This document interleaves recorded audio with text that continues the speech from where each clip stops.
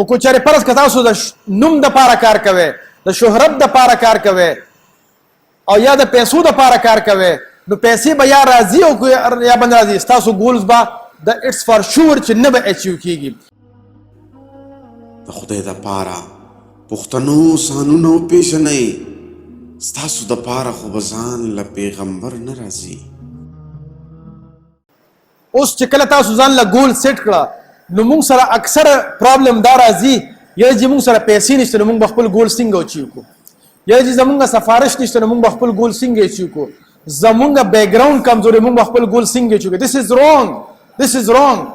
چا هم چې په معاشره کار کړی دی نو هغه سره پیسې وسایل اول نو او هغې کار کړی. تاسو ته یو اگزامپل در کوم. مشهور خدا پرایډ برادران باندې چې کم فرست ایرکرافټ جوړ شوی و، خو دا اول خو مسلمان ایجاد کړی و، هغه منارې نه چې ټوپ وهلی و، خو بهر کې چې کوم مشهوره خبره ده نو چې فرست ایرکرافټ چا جوړ کړی چې رایډ برادران جوړ کړی و.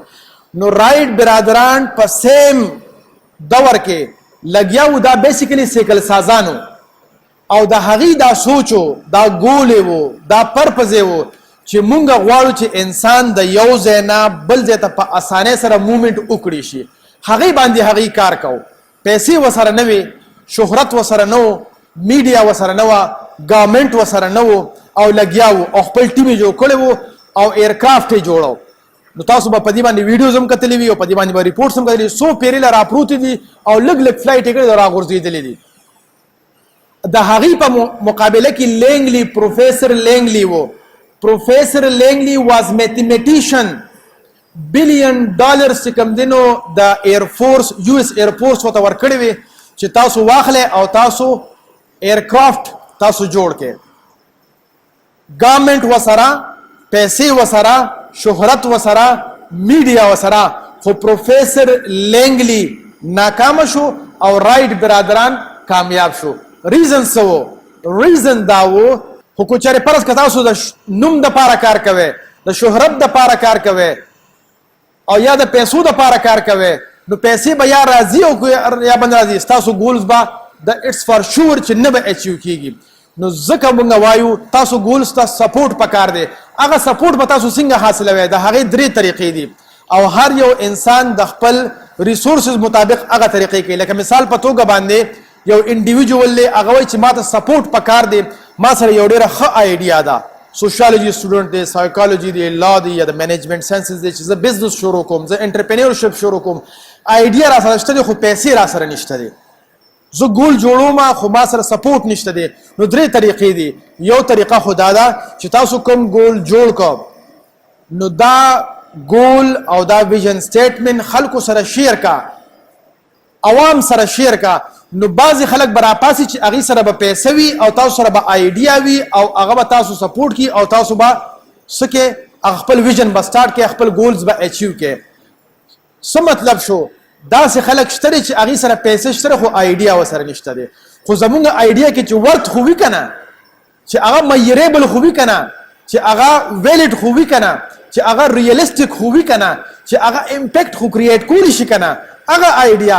نو ډېر خلک شته چې هغه پیسو ورکولو ته تیار دي خو آیډیا ورسره نشته. نو هغه به ستاسو آیډیا نه، نن سبا خو ماشاءالله فیسبوک دی، انسټاګرام دی، ټویټر دی، په هغې باندې واچو بلا د خدای خلک به تاسو فالو کړي، ته به ووایي چې او دا آیډیا زما خوښه ده او زه تاسو سپورټ کول غواړم.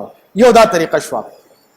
دویمه طریقه دا ده چې بعضې خلک داسې کوي چې ګول ځان له سیټ کې او خپل د ریسورسز مطابق خپل یو کار شروع کې او یو ماډل جوړ کې او چې کله تاسو اچیومنټ وکړئ نو بیا خلکو ته وښایئ چې زما دا ګولو، دا ویژنو او دا ما جوړ کړو او راشئ اوس ما سپورټ کې.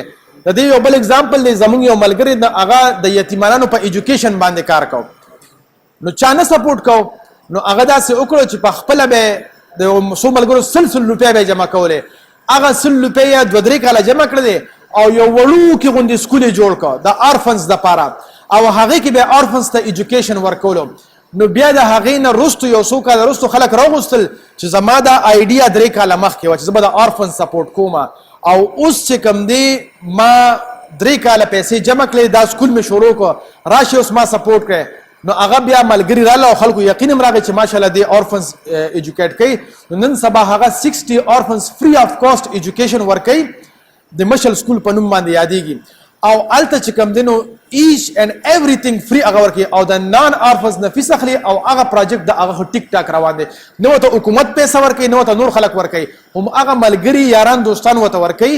خو ریزن څه و اولې آیډیا وه 3 کاله یې په کار وکړو هغې نه وروسته یو ماډل جوړ کړو ماډل یې خلکو ته پیش کړو د خلکو په اعتماد جوړ شو اوس یې خلک سپورټ کوي. نو دویمه طریقه کار دغه دی د خدای دپاره پښتنو سانونه وپېژنئ ستاسو دپاره خو به ځان له پیغمبر نه راځي